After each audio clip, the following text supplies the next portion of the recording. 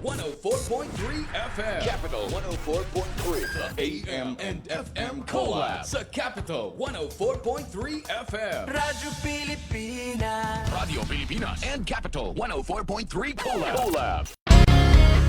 Paano nga ba mag-register para magkaroon ng schedule sa Bagong Pilipinas Presidential Action Center? Narito ang mga dapat gawin. Gamit ang iyong mobile device, pumunta sa eGov.ph app. Pwede itong i-download mula sa Apple App Store o sa Google Play Store. Gumawa ng account. Ilagay ang email address, valid mobile number, pagkatapos ay makakatanggap ka ng one-time code sa iyong email. Gamitin ang code sa eGov app para sa verification ng iyong account at ng mga impormasyong ibinigay. Congratulations! Meron ka ng eGov.ph app account. Pwede mo na ma-access ang iba't ibang serbisyo ng gobyerno kabilang ang mga serbisyo sa Bagong Pilipinas Presidential Action Center. May dalawang mukha ang gutom na matagal nang kinahaharap ng bansa. Ang gutom ng magsasakang buong araw nagtatanim pero kapos pa rin ang kita. Ang gutom ng pamilyang walang maihain. Ang ugat ng problema, maraming dinadaan ng mga middlemen ang mga ani. Nagmamahal ang pagkain pero lumiliit ang kita ng mga magsasaka habang nahihirapang makabili ang mga pamilya. Ito ang binago ni Pangulong Ferdinand Marcos Jr. Ang presidente natin napakalinaw ng instruction sa amin noon, huwag kami bibili sa mga malalaking kumpanya. Unahin ang mga farmers co-op. Lahat ng mga benepisyaryo ng walang gutom, sa farmers co-op rin tayo humahango. So sir, yung farm niya, doon na kami bumibili. Noong nakaraang linggo, dinayo ng Pangulo ang South Cotabato. Kanyang ininspeksyon ang pagsasanib puwersa ng Department of Agriculture at Department of Social Welfare and Development para tiyaking mula bukid ay diretso na ang ani sa DSWD. Na-conceptualize ng ating Pangulo, mabawasan yung layers, lumaki ang kita for both the farmers and mas baba din ang gastos for the consumers. Pinakinggan din ng Pangulo ang mga pamilya. Ngayon, mas makakain na talaga kami ng 3 beses sa isang araw. Kanin na. May ulam na sir, may protein na tayo eh. Ganito, hindi na kayo nag-aalala na lalo na kayo, ang dami ninyong pinapakain. Para sa Pangulo, ang food security ay hindi lang programa, kundi pangako na ang tulong ay pangmatagalan. Ang tawag namin, hindi na farm to market. Ang tawag namin dito, farm to table. Dahil tuloy-tuloy mula sa mga farmer, dire-diretso na sa kanilang hapagkainan. Sa buong bansa, tuloy-tuloy ang trabaho. Isa-isang inaayos ang mga bagay na magpapagaan sa buhay ng mga Pilipino, tulad ng sama-samang pagkilos ng pamahalaan para sa siguradong pagkain sa bawat hapagkainan. Radyo Pilipinas. Radyo Publiko. Radyo Pilipinas. Radyo Publiko.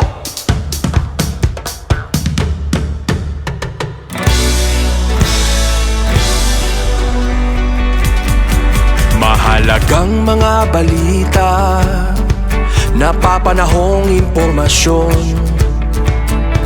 Kami ang inyong gabay pag may bagyo at sakuna. Serbisyo ng gobyerno kapag may nangangailangan. Mga proyekto ng Pangulo, damang-dama ang pagmamahal niya. Tulay ng mga hinaing, ang problema ng bayan ating lulutasin. Tulay sa himpapawid, tulay ng pagbabago. Radyo Pilipinas, Radyo Publiko ng Bagong Pilipinas. Radyo Publiko, Radyo Pilipinas, Radyo Publiko ng Bagong Pilipino. Mga proyekto ng Pangulo, damang-dama ang pagmamahal niya. Radyo Pilipinas, Radyo Publiko, ang boses ng Pangulo.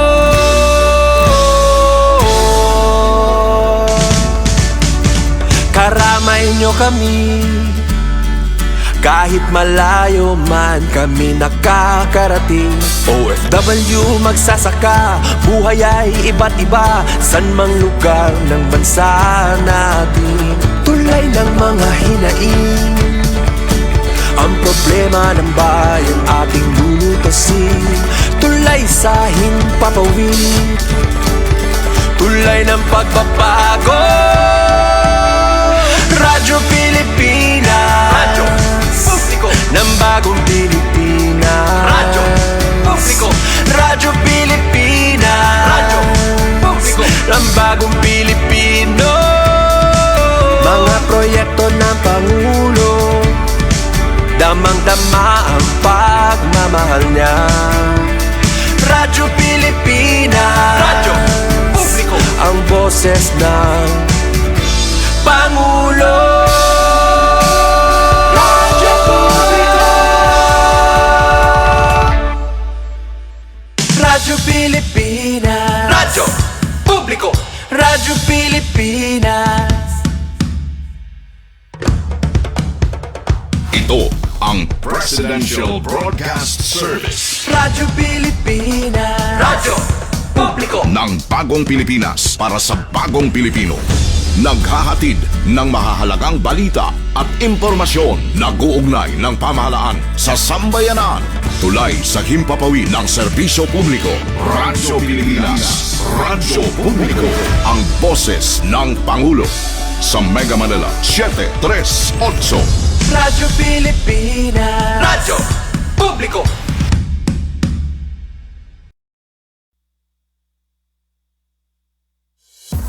Mula sa bintana ng kaalaman, tungo sa kamalayan ng bawat Pilipino. Edukasyon, siyensya at ang mga isyong mahalaga kay Juan at Juana. Muling nagbabalik ang inyong katuwang sa Himpapawid. Ito ang Paaralang Bayan sa Himpapawid. Ang ating tema, Our Power, Our Planet. Sa gabay ng mga eksperto at sa boses ng bawat mamamayan, Meli Tenorio, Paaralang Bayan sa Himpapawid. Dito sa Radyo Pilipinas, Radyo Publiko. Okay, maraming salamat at muli po, magandang hapon Pilipinas at ang ating oras ay 3:09 na po ng hapon. So, pumasok na po ang panahon ng tag-ulan. Alright? So, kaakibat po nito ang isa sa pinakamalaking hamon sa ating mga komunidad, ang banta po ng pagbaha.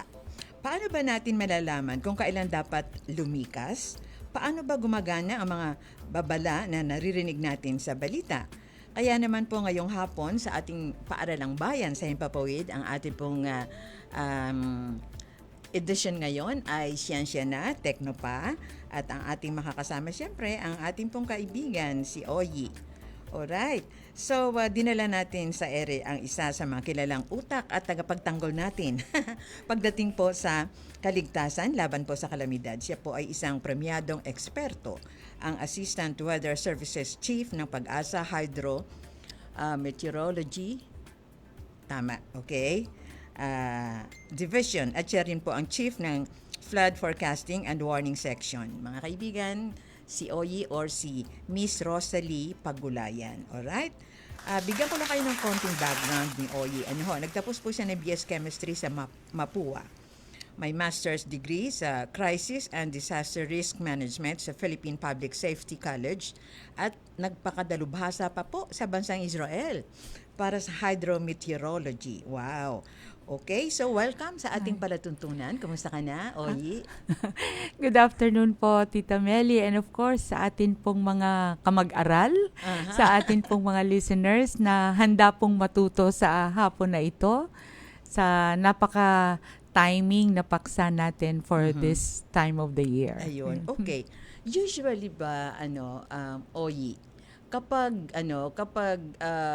nagkakaroon tayo ng problem sa ating mga tangke ng ating katubigan. Ayun. Usually anong buwan ito? Ito ba sumasabay sa buwan ng maraming pag-ulan, June onwards, or ito ay nauubos dahil sa summertime? Okay. So maganda pong tanong yan, lahat nag-worry tayo kasi medyo wala pang replenishment or mahina pa yung replenishment ng atin pong mga dams, po. So normally po kasi ay nag-i-start yung ating panahon ng tag-init, 'di ba, pag summer. Yung tinatawag nating summer, minsan ay middle ng March o hanggang May, minsan June, umaabot po 'yan, So sa ganito po talagang pagkakataon, climatologically speaking, ay talagang mahina po yung mga pag-ulan natin within the reservoirs. Ayun. Although meron pong mga times na may pag-ulan, like in 2009 ay napakalaki po ng pag-ulan dito sa Magat Reservoir, kaya po nagkaroon sila ng spilling. Isa ito sa mga malaking spilling ng It was a summer month, May po 'yon, So during this month kasi dahil napakainit, so mataas po yung isa sa losses ng atin pong mga reservoirs ay yung rate ng evaporation mataas kasi mainit ang panahon. And at the same time, yung rate ng utilization mainit. Lahat gustong maligo ng 3 beses isang araw. Po.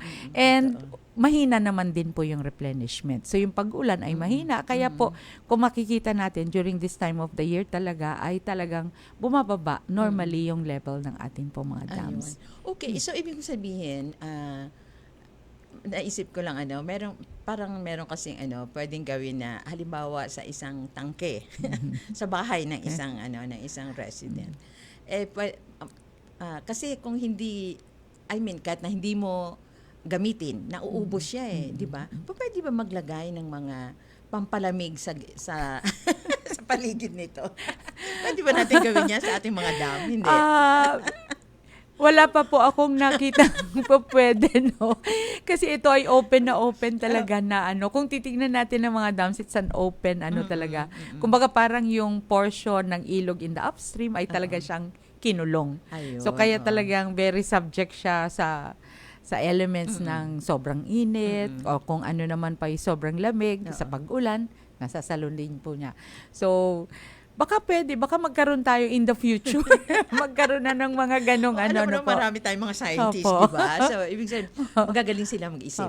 Okay, kanina hindi ako nagpakilala, Ako po si Melly Tenorio.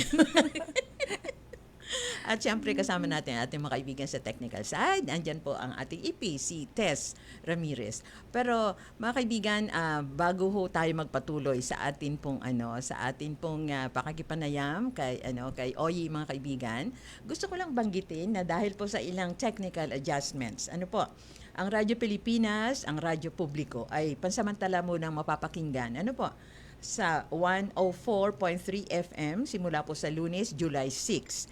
Mapapanood ninyo pa rin kami sa live streaming sa Radyo Pilipinas social media pages. Okay? So sa aming pagbabalik sa 738 kHz, asahan ang mas malinaw at mas pinaigting na paghahatid po ng mga balita, impormasyon at serbisyong publiko. Okay, maraming salamat po sa inyong patuloy na pagtangkilik at pagtitiwala. Alright, so 3:50 na po ang ating oras mga kaibigan at balikan natin si Oyi. Okay? Oyi, usually, ano bang ginagawa ng Hydrometeorology Division? Okay. Opo, so siguro yung iba po ay hindi alam na meron pong another 24/7 na services na ginagawa ang Pag-asa. Kung meron po tayo sa weather, so 24/7 din ang ating Hydromet Division, ang atin pong pagbabantay naman ng atin pong mga kailugan. Ayun, okay. Although ang Pilipinas po talaga ay pinagpala tayo. Marami tayong ilog. Yes, ma'am. Ang dami nating ilog na hindi talaga natin sinishare sa ibang country. It's all ours to really yung gamitin siya for our use. Enjoy natin. Di ba? Ganun So yun po so napakarami yan. We have 18 major river basins. Okay. So yung area po niya ay from 1,400 square kilometers. Ang 400? pinakamali yes po. Then we have 421 na maliliit na kailugan. So imagine nyo yung pinagpala talaga ang Pilipinas. So yung pinakamalaki po ay nasa north, which is sa Cagayan River Basin. Ang pangalawang pinakamalaki ay nasa south. North and south, we really have the biggest, Yung Mindanao River Basin, that's the second largest river basin in the Philippines. Okay. And in between that, nandyan na po yung mga iba. Maliliit. Opo, Ayun. maliliit. At saka yung major pa rin na kinoconsider natin. Kaya ba tayo nagkakaproblema sa sa flood control? Dahil sa dami ng ating kailugan, joke lang. Pero ibig sabihin, bakit kailangan ito bang ating mga water bodies na ito, kailangan ba siyang gawan ng control? Ibig sabihin, kailangan ba natin ng flood control para dito? I mean, seriously, itong ating pag-usap, hindi tayo Yes nagloloko. po, opo. Oo. Siguro, Tita Meli, merong mga pagkakataon na kailangan. Alright. Like halimbawa po, kung ito po ay meron tayong kino-consider na yung mga principal or important river basin, maliliit siya pero kung titignan natin ay perennially nagpa-flood siya. Okay. So meron tayong mga komunidad na pinoprotektahan. So there are times na kakailanganin talaga na ito po ay gawin natin, no? Okay. Kaya lang minsan medyo tricky rin po kasi yung paggawa ng yung mga dike na ito, no? Minsan kasi parang kung titingnan naman natin, parang tinatransfer lang naman natin yung risk, no? So kung hindi naman natin ay minsan ganun ang nangyayari. And minsan din po ay may design din po kasi itong mga flood control projects natin, ano? So meron po yan yung tinatawag na maximum design flood. So kung ma-exceed po yung design na yon, so maaari talagang ma-render na ineffective siya kasi lumagpas po siya doon sa kanyang design. Ayun. Okay. Opo. Alright. Pero effective po siya in the sense na ito yung design niya. Pero pag nagkaroon tayo ng mga extreme events, like sobra talaga yung mga pag-ulan na hindi na isama doon sa design, so maaari po itong ma-overtop. Ayun. Okay. Pero kung pababayaan natin ng ganon, I mean, let nature takes care of itself. Posible ba? Or dahil ba sa maraming tao, kaya kailangan natin gumawa nitong mga flood control na ito? So meron din naman pong meron yung mga tinatawag na nature-based solution. Okay. Alright. So ibig sabihin po ay we work well with the nature. So imbis na baguhin natin kasi po pagka nilagyan din natin ng flood mga dikes ng ganyan so maaring mag-change yung natural na daluyan ng ating mga ilog. So that could also have an impact doon sa atin pong komunidad. So meron po mga pagkakataon ngayon na we work well with with nature. So minsan meron yung mga environmentalists, meron silang ni-recommend na itanim sa atin pong mga yung malapit sa ilog, sa floodplain natin para po siya yung magsisilbing protection natin. Ayun, okay. Like halimbawa po, ano yung punong kahoy na yan? opo, may mga like yung mga I think merong variety ng I think yung bamboo. I think isa yan sa kinakwan po nila, bamboo. And minsan meron po baka yung mga bakawan na pwede natin sigurong itanim, yes, no? Alam mo dapat yun. And opo, yung mga ganun, mga nature-based solution. And isa rin po ay dapat yung pagka tayo po ay mag-a-address talaga ng mga flooding problems gawin po natin yung sinasabing integrated water resources management or integrated risk management. Ayun, okay. Kaya lang ang mga Pinoy kasi pag nakita, wow, ang ganda ng ng kawayan, pwede nating putulin at gawing bahay, di ba? O kaya, yung mga bakawan diyan, pwede nating panggatong yan. Kasi yung mga bakery before dati, I think, parang yun ang kanilang ginagamit na Opo. panggatong. Okay, ano po ang posibleng maging epekto daw ng Super Typhoon Bavi sa ating mga dam sakali makapasok sa PAR sa susunod na linggo? Okay. Matutuloy kaya yan? Opo. Okay. Ang laki-laki niya. Actually, kung titingnan natin po yung satellite, parang ang layo pa niya sa Pilipinas, meron na siyang mata. So talagang lumalakas siya, patuloy siyang lalakas. So expected po natin na isang magiging idudulot din po nito ay yung pag-ulan, which is at this time ay kakailanganin ng ating mga reservoir. So hopefully ay magbigay po ito ng ulan, hopefully masalo doon sa ating po mga reservoirs. Pero hindi po natin dinidiscard yung possibility na kung magiging widespread po yung pag-ulan, So, ibig sabihin po, may mga areas na hindi talaga na masasalo yung tubig. So, automatic itong magfo-flow sa atin pong mga kailugan. So, kung medyo marami yung pag-ulan, so maaari pong ma-overwhelmed yung ilog natin. Okay. Alam mo, gusto ko naman, kasi parating pinag-uusapan before pa, nung bata-bata pa ako. Pagkausap namin si Natani, ba't hindi na lang ninyo durugin kaagad yung bagyo, di ba? Pero ngayon nabanggit mo kasi na hindi nasasalo ng ating mga dam.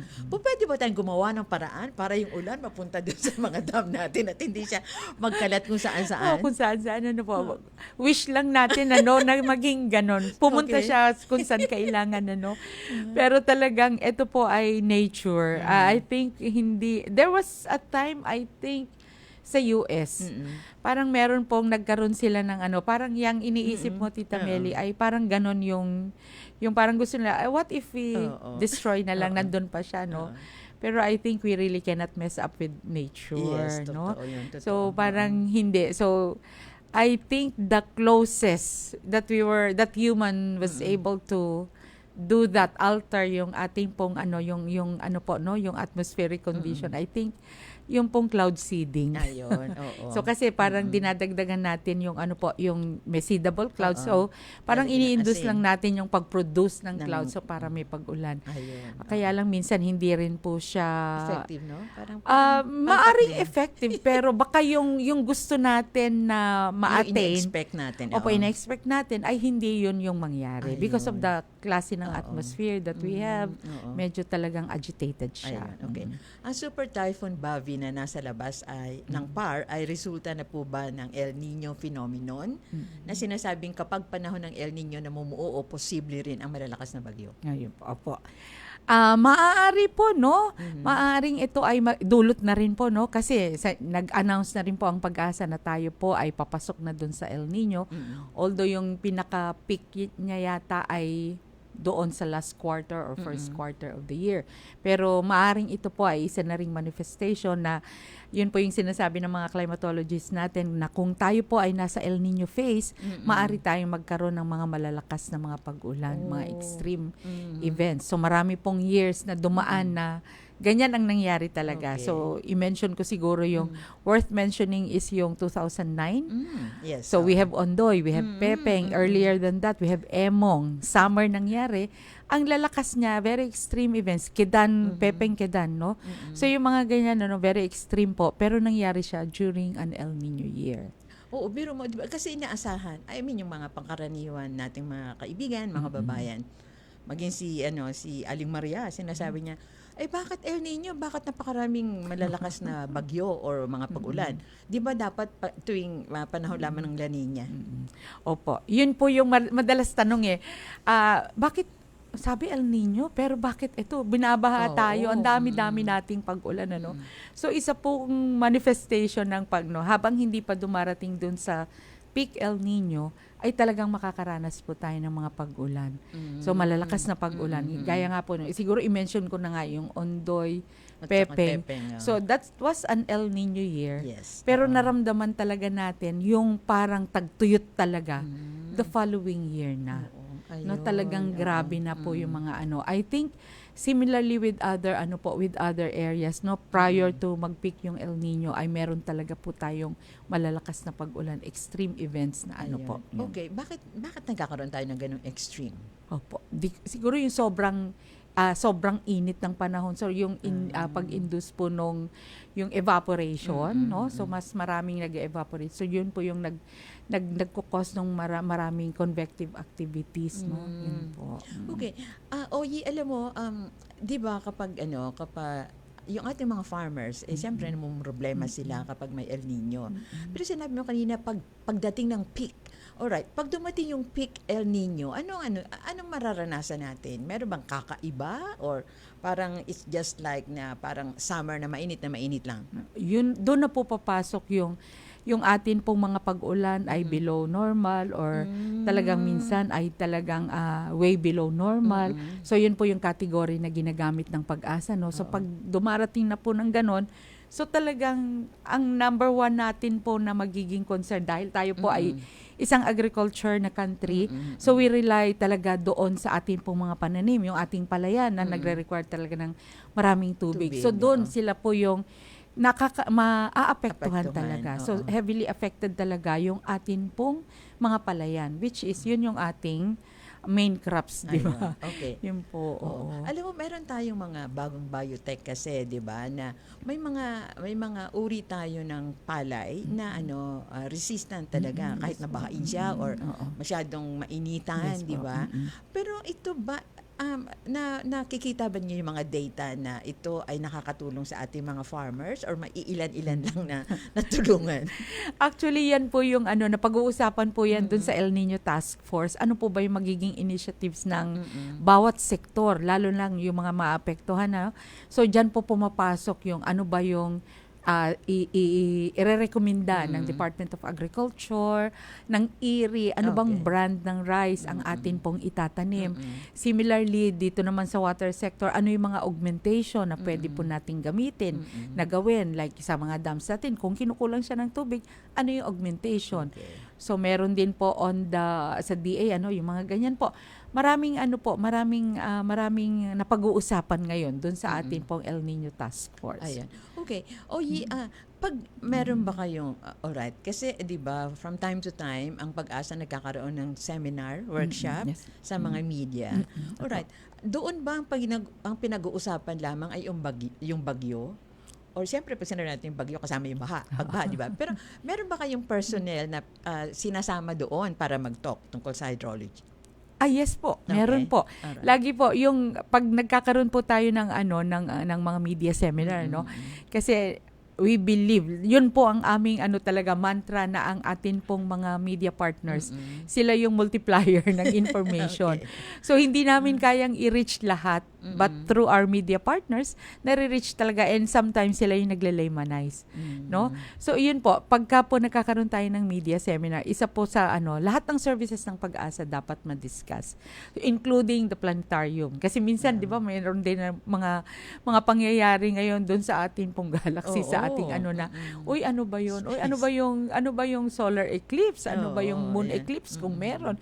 So mga blue moon, red moon, pink moon, Yes, oo. So yung mga ganyan po, napapaliwanag po yan through the media seminar. Kaya po minsan, di ba, Tita Meli, before we used to have it, minsan 2-3 days, kasi lahat po ng services talaga ay nandoon. Ayun. Okay, malapit tayo mag-break. Iwanan ko itong question. Paano ba gumagana ang flood early warning system ng ating bansa para protektahan ang ating mga komunidad? Okay, sige. Sige po. So mga kaibigan, tayo po ay magbabalik. Makaraan po ang isang mahalagang paalala. Paaralang Bayan sa Himpapawid. Kasama ang inyong katuwang sa Himpapawid, Meli Tenorio. Kapag lumindol lang malakas, normal lang bang matakot? Aba, oo naman. Pero ang mahalaga, alam mo ang gagawin. Tulad ng duck, cover, hold.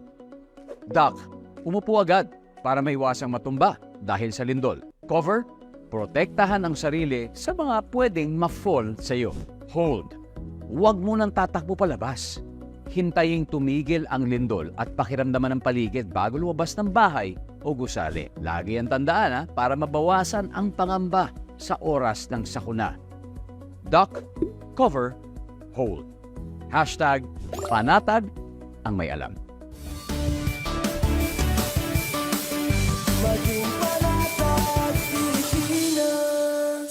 Hindi ko na kaya. Konting tiis na lang, darling. Uwi din yung mga yan. Bukas, dito ulit tayo mag-aral, pre, ha? Ingat kayo. Ikaw na bata ka. Masyado kang pasikat, ha? Bakit naka-60 ng aircon? Baka mainitan yung mga tropa ko na, At ano ba yung mga kaklase mo, ha? Hotdog? Kailangan nasa freezer?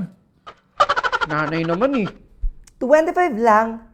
Sapat na. Iset ang aircon to 25 degrees para pagdating sa kuryente, bawas bill mo. Mas pinalakas, pinalawak. Radyo Pilipinas. Radyo Publiko, Radio Pilipina and Capital 104.3 Collab.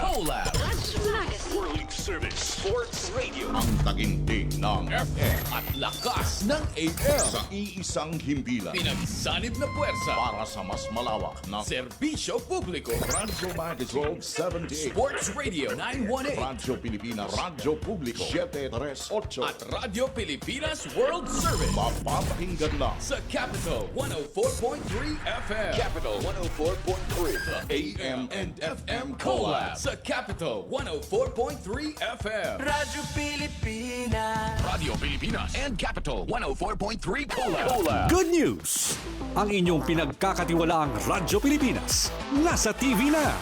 Oo, nasa TV na.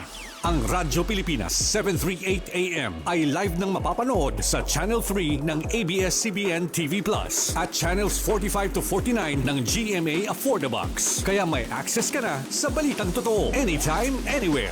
Sa radyo, sa social media at TV. Radyo Pilipinas 738 AM. Para lang bayan sa Himpapawid. Dito sa Radyo Pilipinas.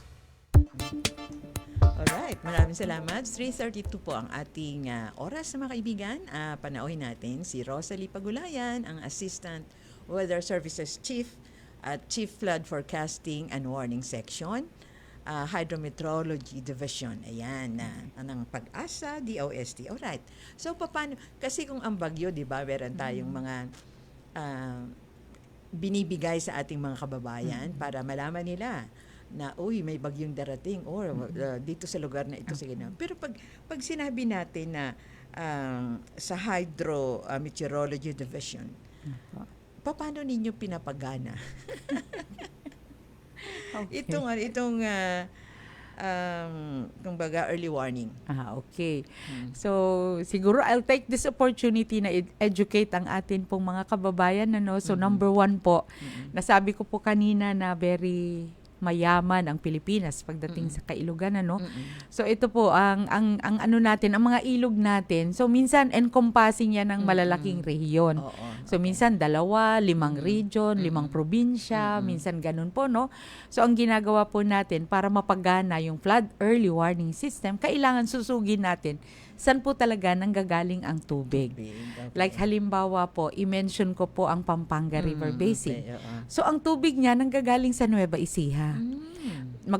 Dadaan sa Pampanga, magko-contribute ang Bulacan, magko-contribute ang Tarlac, bago siya lalabas dito po sa Manila. Parang portion ng Manila Bay sa ibang side, no? So ganyan po, ganyan natin siya pinapagana. Kailangan ma-measure natin yung mga pag-ulan na nangyayari dito sa mga portion ng ilog na to para po mabigyan natin ng kulang warning yung mga areas na mabababa. Okay, alright. So, ganun po, no? So, meron tayong rainfall station. So, siguro, pag sinabi natin kay Aling Maria, umalon po ng 100 millimeters. Naku, baka sabihin ni Aling Maria, ano ba ang ibig sabihin nun? Ano ga yun? So, yun po ang gagawin po natin. Ay kino-convert natin siya into an impacts ng atin pong mga ilog. So ano ang impacts ng 100 millimeter sa itong ilog na ito na minomonitor natin? So para yun po yung basihan natin ng flood warning. So may mga assessment levels yan, yun yung tinatawag po natin na alert, alarm, at saka critical. So yun yung binibigay natin kay Aling Maria.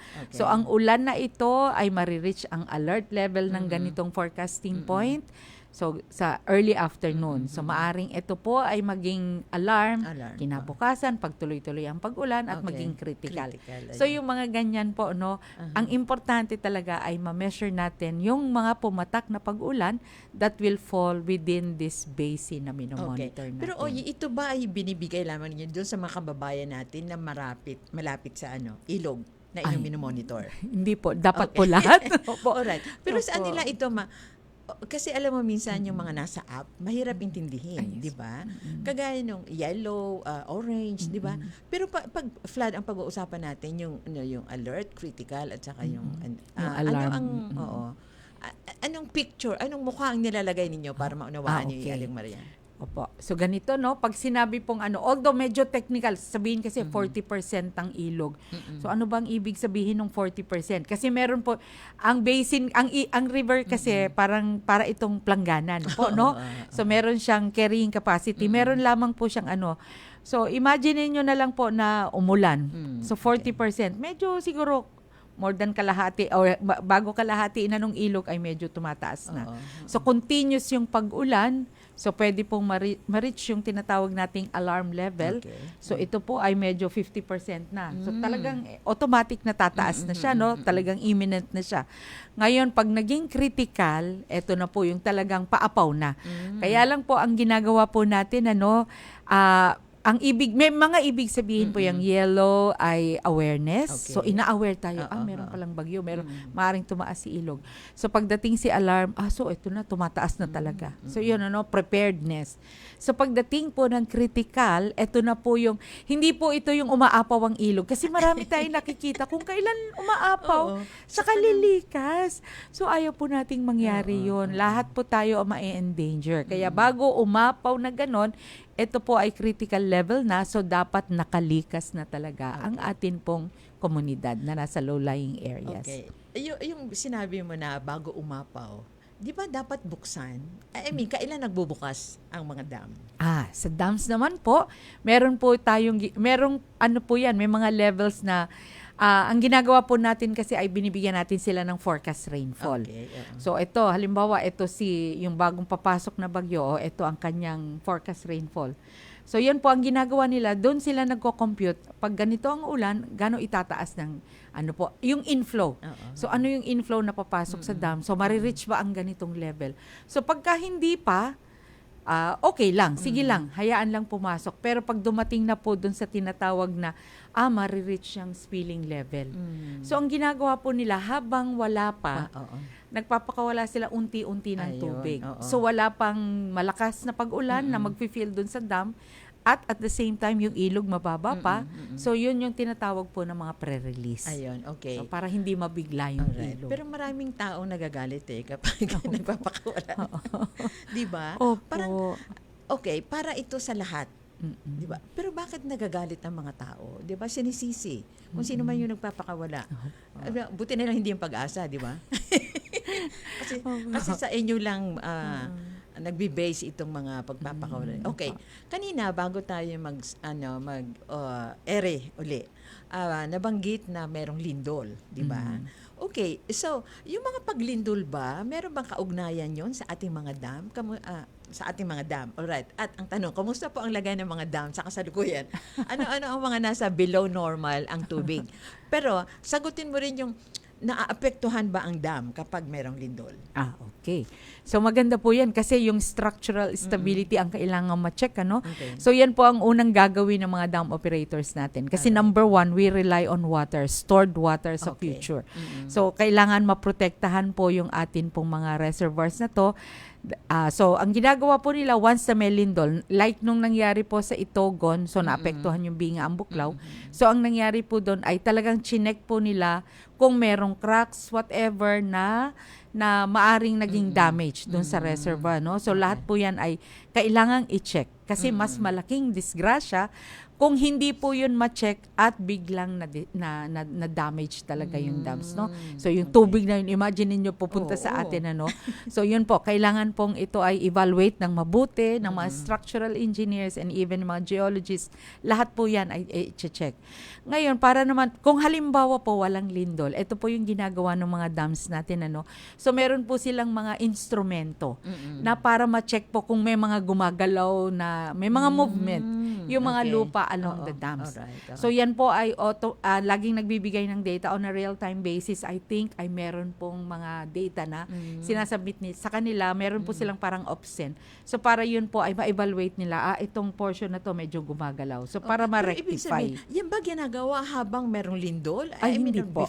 Before or after? Before po. Kahit wala pong lindol, in talagang place yung mga equipment na yan to make sure lang na any movement ay alam po ng dam operators. Then, so that they could also rectify kung magkaroon ng damage po yan. Alright. So, kamusta na mga dam natin ngayon? So, marami po talagang medyo mabababa.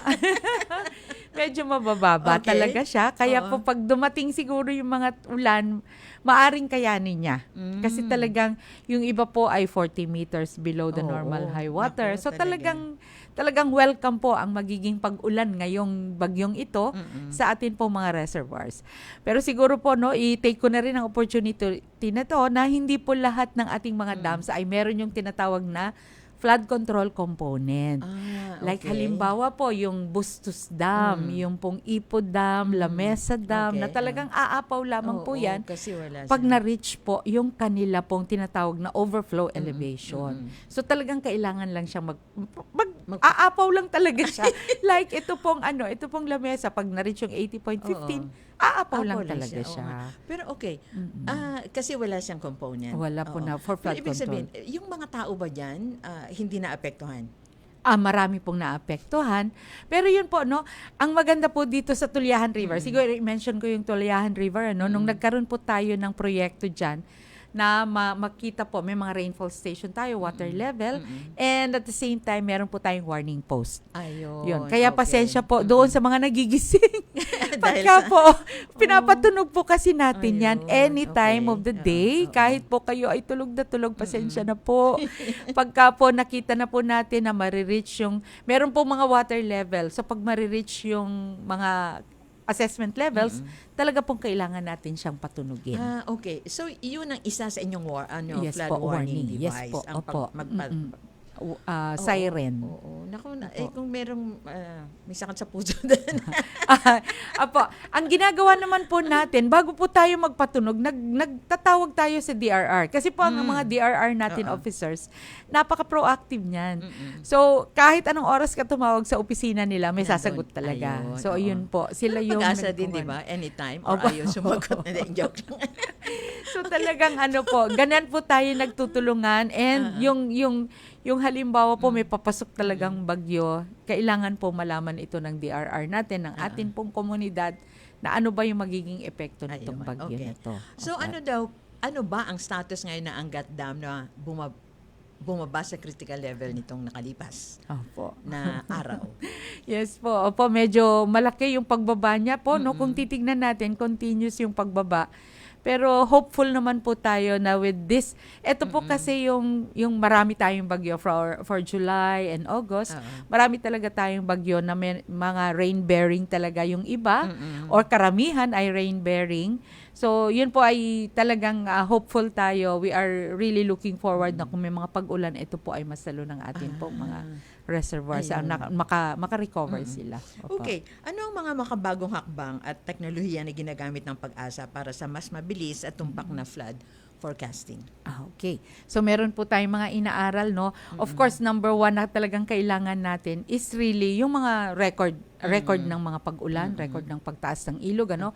So, yan ang isa sa mga importante pong mga information na kailangan ng isang hydrologist. Kasi halimbawa po, kung maraming tayong data, ilang years ng data, so we could establish yung trend, no?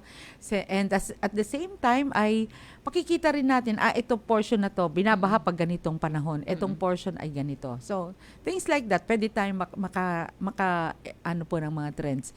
So, yun po yung mga water level natin ngayon, meron na siyang mga kaakibat na mga warning post na pwede po nating patunugin. And at the same time, meron po tayong mga X-band radars na ito po ay nandun pa lang sa kaulapan, ay pwede na po natin makita yung sinasabi nila na mga precipitable water. So, ano ba yung nandoon sa kaulapan na pwedeng bumagsak dito sa atin po mga kailugan or even sa ating po mga reservoirs.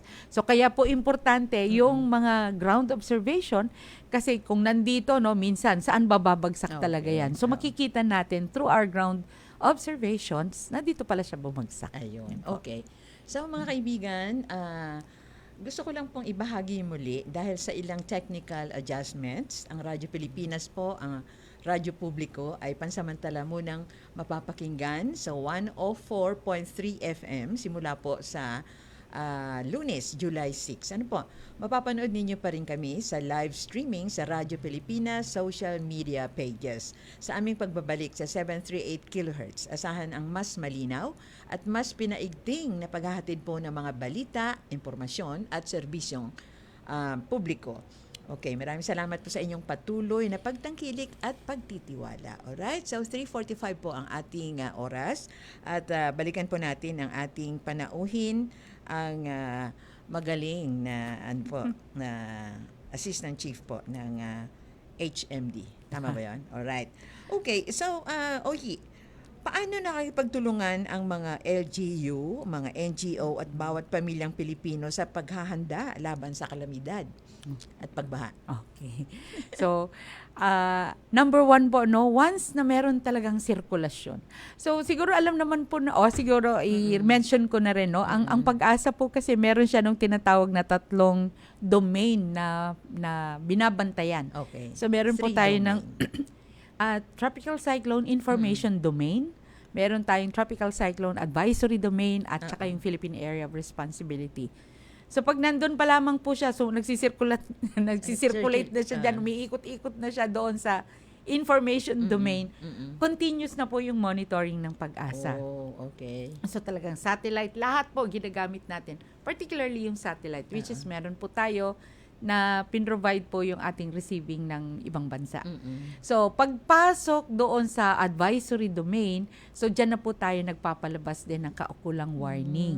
So, meron na po tayo ng mga weather advisory na pinapalabas po, I think it's 11 a.m. and 11 p.m. Okay. So, lahat po yan ay nasa social media pages ng Pag-asa. Yan po ay binibigay natin sa Office of Civil Defense kasi sila po yung may clout and even DILG, alam po nila yan kasi ina-activate yung listo. So lahat po yan ay talagang well-informed sila. And nagkakaroon na rin po tayo ng tinatawag na parang pre-disaster